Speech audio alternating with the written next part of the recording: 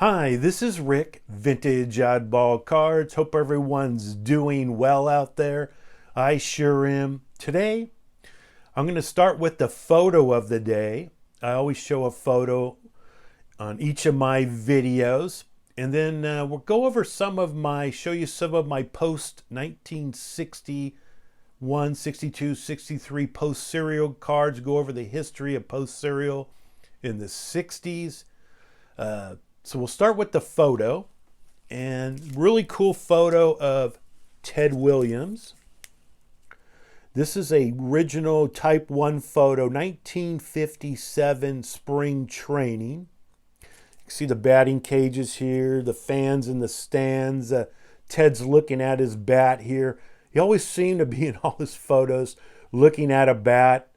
He was a student of the game, student of hitting. Some photos you see him kissing a bat. This one looks well used, as you can see. Really cool, showing you the uniform here in the 50s. Again, Type 1 photo. They would, in spring training, they would play on what was called Payne Field in Florida. That was their spring training site. On the back here, you're going to see the stamping, the Brown Brothers. And they were a photo agency that started in 1904, and just kind of really cool to show you the back here and the different stampings. So Type 1, authenticated by PSA. I sent this one in a while back. Now for post serial, a little background on my history of post serial. When I was a kid in the 70s, my mom would loved to go to garage sales, flea markets. And every time she would go on a Saturday morning, I would always tell her, hey, if you see any cards, pick them up. Pick them up. And she did. So I have plenty of 66, 67, 68, 69 Topps cards.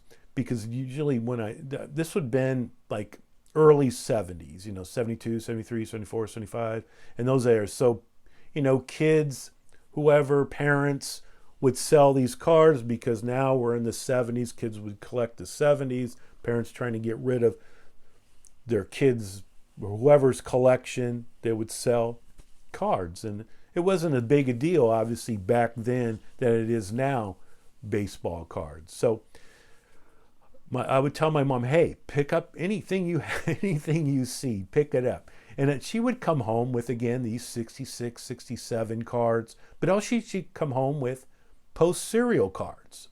And I wasn't a big fan of these post-serial cards because they were hand-cut by a kid. So, heck, half the card would be missing. The kid would, erase the person's name, put their own name. Instead of Willie Mays, they would put Joe Smith.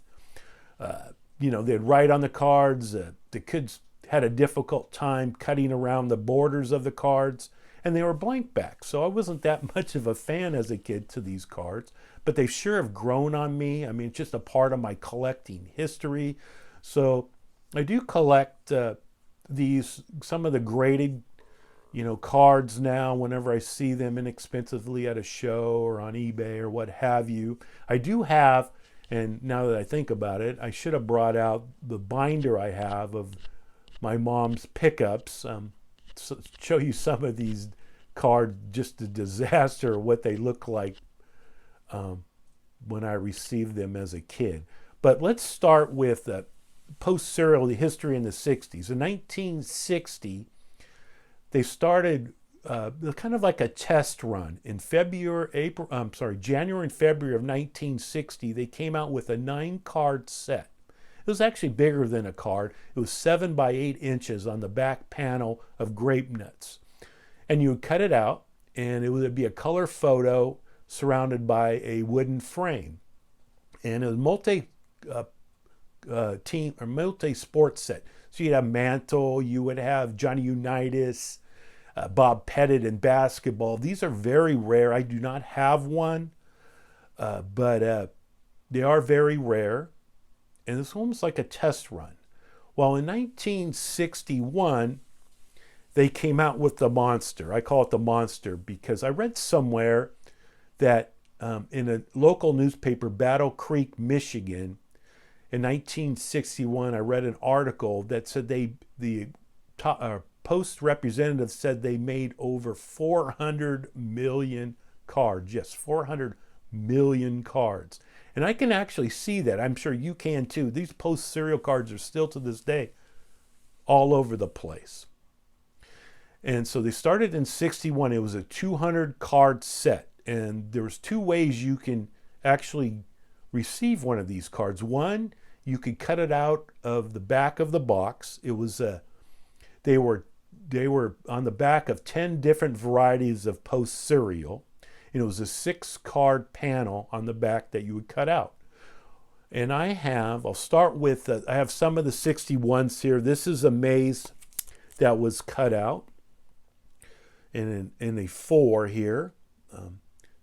I mean, they look beautiful today, but when I saw them, I mean, they would be missing the corner. The kid would, put his name above Mays here.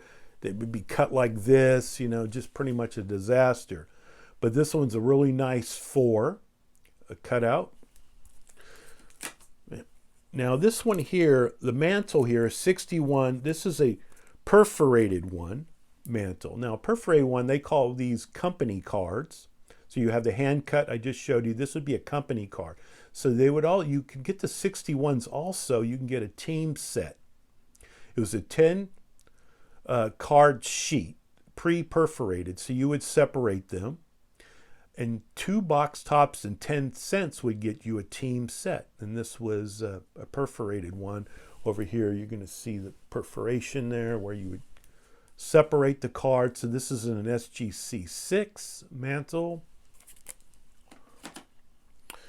I have the Duke Snider, underrated in the hobby. Mickey Mantle and Willie Mays shadowed him in New York, but the great Duke Snider, the Yogi Berra, Robin Roberts. Now this Billy Martin is in a PSA 9. Yes, a PSA 9 hand cut. So obviously a kid did not cut this one out. I think there's actually, when I looked at the pop report, there's 110, and I think 10 PSA 9s. In order for PSA to grade these, it would have to have it would have to have the border. You'd have to see the black part of the border here, well-defined border, for them to actually grade the card and give it a number grade. So Billy Martin, Hank Aaron, and I have the Willie McCovey. And these Hall of Famers like McCovey, Duke Snider, Robin Roberts, in a 3 or 4, you can pretty much pick these up for $30, $40. So inexpensively for a graded Hall of Famer. Now in 1962, instead of having a photo on the left side, it's now on the right side here. And the other difference between the 61 and 62 is you would have the blue border here around the stats, and that meant it was an American League player. So Harmon Killer, one of the great first baseman power hitters. I also have the Bill Mazeroski. You can see this is the National League player because of the red border. Eddie Matthews, another red border. Eddie Matthews, top 3 third baseman of all time. I mean, you can make a case for him to be maybe the best third baseman of the time. He lacked, defensive skills, weren't like Mike Smith defensive skills, but just a great player. He was on the first cover of Sports Illustrated. Eddie Matthews. And this one's an interesting one. This is a 62 Roger Maris. And make this one interesting here. And on the back here, you're going to actually see it's an ad back of Post cereal here. It's really cool. Now in 1963, they went back to the photo on the left side again, like they did in 61. And the other difference would be is they put in 63 the most popular players, like Al Kaline, they would put them on backs of the most popular cereals. And the least popular players, the average players, on the least popular cereals. So if you're looking for 63 cards, more of the commons are more difficult to find than the Hall of Fame type players. So Al Kaline, another underrated player in the hobby, 18-time All-Star, 10-time Gold Glove winner. Had speed all-around player. Kind of doesn't get enough, kind of forgotten Hall of Famer somewhat. But you can see really cool Al Kaline. So those are some of my, those are my graded post-serial cards, but I do have some in my garage, some interesting post-serial cards from kids cutting them in the past. So the bottom line is 1960, they came out with a 9-card set, like a test run in January and February on the back of Grape Nuts. In 61, it was a 200-card set. 6-card back panel, you would cut them out. Or in 61, you can mail in 2 box tops and 10 cents and get a team pre-perforated set in which you would separate them yourself.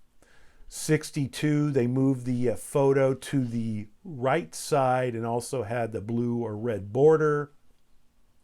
And in 63, they went back to the photo on the left side and put the most famous players, popular players on their most popular cereal boxes.